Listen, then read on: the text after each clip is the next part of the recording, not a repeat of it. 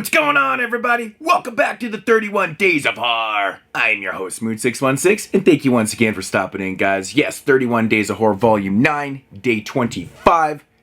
Course is coming at you live and direct. Alright, so we're gonna take it all the way to Hong Kong with a film from 1981, directed by Chi Hyun Kwai.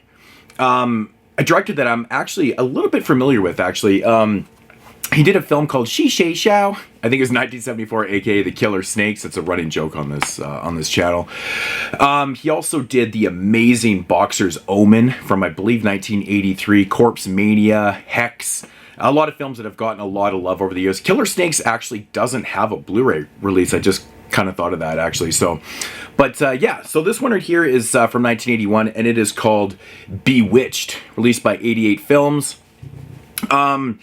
Yeah, so this one I'd actually seen before, but I wanted to revisit this one because I hadn't seen it in a long time, and I've recently even watched like the majority of his other films. I think we even covered the Boxer's Omen and Corpse Mania on podcasts and stuff like that. So, but yeah, so I really wanted to revisit this one because my mind was a little bit fuzzy, and I wanted to do a film from Hong Kong. So, so basically, the premise of this one is this film starts out where there's like these people on this beach and they come across this corpse like buried in the sand and stuff like that. Anyways, it cuts to into the morgue and they're doing their tests on it and stuff, and they pull this like 9-inch spike out of this baby, like this little girl's head, and then it's actually kind of a funny moment. He's like, "Yeah, the cause of death is a big long spike." And I'm like, "Oh yeah, you think so?"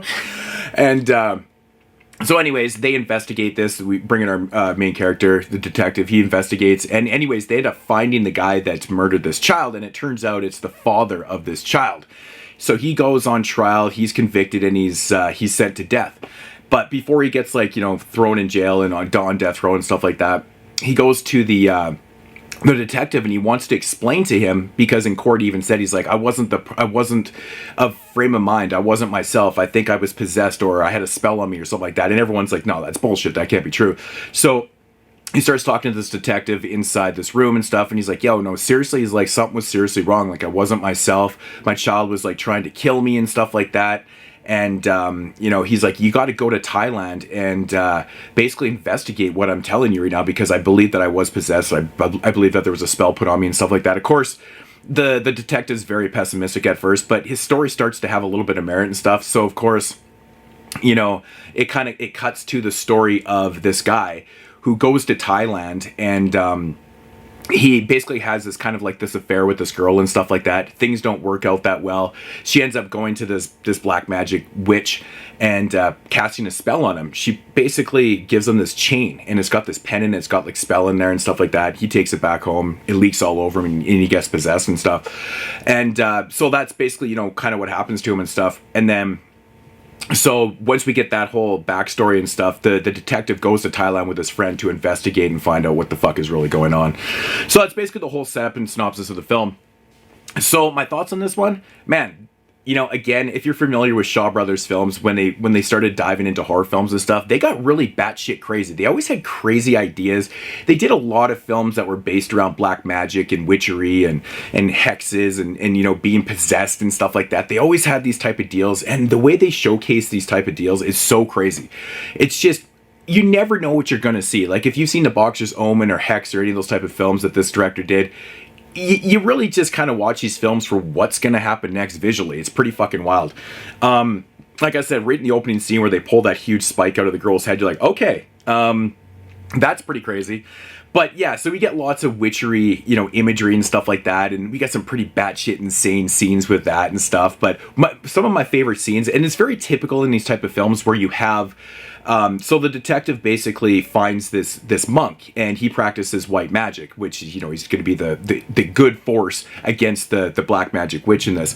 But I always love these type of films where it becomes not a battle with the detective, it becomes a battle between good and evil, where the monk is battling the witch and stuff like that, and you have these battles, but they're in their own abodes. Like, the monk is in his temple, and the witch is in his abode and stuff like that. So the cool they have a lot of mythology with the type of spells that they do. So the specific spell that was put on our main character that got convicted of murder and stuff like that, he basically the only way that you could lift the spell was literally to pull these spikes out of these pictures. So the spell required that you put spikes into the picture, and then you do a bunch of other stuff, and it's a bunch of gross, nasty shit. That's, you know, the imagery in this film is absolutely insane. I actually love when the witch is conjuring up this spell, and, you know, he's like putting maggots into this little cauldron, and like all these other dead insects and fucking baby fetus juices and all this crazy shit that you're seeing. It's just wild imagery.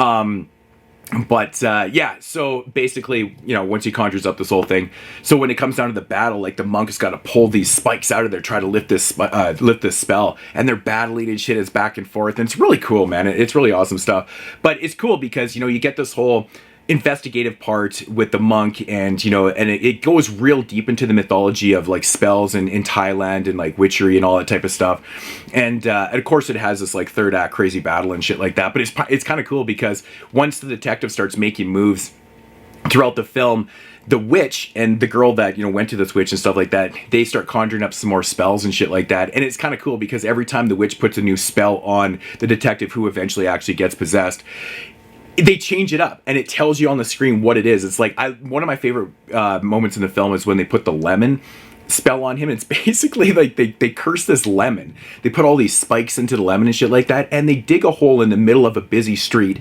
and they put it down there and they cover it up and stuff. So when, you know, the folk are going to work and stuff like that, they're walking on the road and they're stepping on it. So every time you get the lemon gets stepped on, he gets spiked and shit, and he's all feeling the effects of the spell.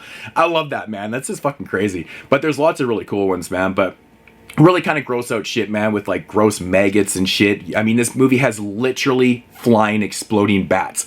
Like, you can't talk about Shaw Brothers horror films without saying they're bat shit and saying, well, this one literally has exploding bats. It's kind of crazy. So, yeah, and of course, you know, it's got that typical kind of like, you know, the green gross out goo that's coming out of the witch's face and all that type of shit, and pretty nasty stuff and lots of gross imagery. Actually, one of the grossest scenes in the film is at this point where I think the witch is trying to regain some power because the monk is getting some upper hand and stuff, and he goes into this like cauldron and it's got all these dead fetuses and all these blood and guts and gore and shit like that. Anyways, he grabs this bowl, grabs a big swig of it and starts drinking it. Well, I'm fucking gagging. I forgot about this shit, and I'm like, man, if you guys know me, I gag a lot when I watch movies. Like pus and things like that just kind of make me gag. I can stand gore. None of that shit ever bothers me. It's like the little things like eye gouges and pus. Ugh, so gross. And this movie has a lot of that shit. Now, I think the way this one actually ends up is pretty compelling too, because where it ends is so weird. Like, you would think it to end like, you know, the way they were battling throughout the film and stuff like that. It doesn't, though. It kind of goes into I'm talking about the actual location where it ends. I don't want to give it away and stuff like that, but it's very weird, but it's kind of cool. The effects are, you know, they're a little bit cheesy and stuff like that in that moment, but I think it's actually pretty well done. But it's compelling to where it goes. It's actually kind of a big scale film, it feels like at times, but you know, you're never going to watch a Shaw Brothers film without comedy either. So there's this crazy ass scene where this like homeless dude in the film, like, basically takes out this cop and he steals his uniform and he just starts directing traffic to the point where he just causes this huge traffic jam. And I'm like, what the fuck? Like, this scene is so out of left field, right? And it's just funny to me because really the rest of the movie doesn't have a lot of comedic elements to it. It's just this one whole scene where the cop gets, you know, stuck in this traffic jam and they're like, what the fuck is going on? And it's caused by this homeless guy that stole this cop's uniform. It's so ridiculous. Yeah, man, it's really good, man. You know, of course, it does have some sex scenes. It's got some nice titties. It's got full frontal nudity. It's got a lot of type of stuff. I think the performances are really good in this and stuff. It's kind of funny, too, because when the guy goes to Thailand and meets that girl and has an affair and stuff like that, their common language, because, of course, he's from Hong Kong and she's from Thailand, their common language is English. So there's actually a little bit of spoken English in this, too. It's just interesting to hear because they're both not first language English. So I thought that was quite interesting. But again, another really nice battle between good and evil and sorcery and witchery and stuff like that. Yeah, you really, like, again, I watch these films specifically for, you know, the effects and the craziness that's happening. But I really like this one a lot because I'd forgot about how much they get into the mythology and really kind of explain away how these curses work and even having so much of like a moral of the story. it's crazy. Like, it starts out with like a prologue and with an epilogue too, and it's kind of interesting how it does, like, this is the moral of the story, and it's actually quite funny to me a little bit, because the movie's pretty serious for the most part, and it tries to kind of do this like fucking, you know, this He-Man thing and tell you a moral of the story at the end of it, but it's like, okay, so basically don't cheat. You know, it's like, okay. Yeah, Bewitched, man. If you're a fan of Shaw Brothers craziness, I highly recommend this one. I'm giving this one 8 out of 10. It runs a little bit long. I think it runs about 106 minutes, so it's a relatively longer. But a lot of these films actually do.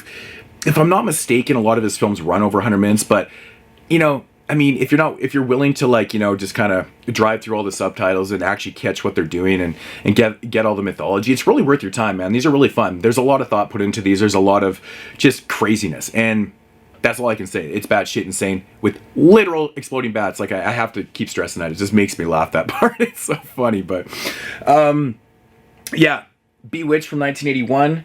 Check it out if you like what you heard. If not, then stay clear. But yeah, it's a nice release from 88 Films. I'm not sure if this one's been re-released by Arrow on the Shaw Scope box sets. I can't remember. I have all the Shaw Scope sets, but I can't remember what films or what. I know the Boxer's Omen was released in there, which that's pretty fucking awesome. So, but anyways, yeah.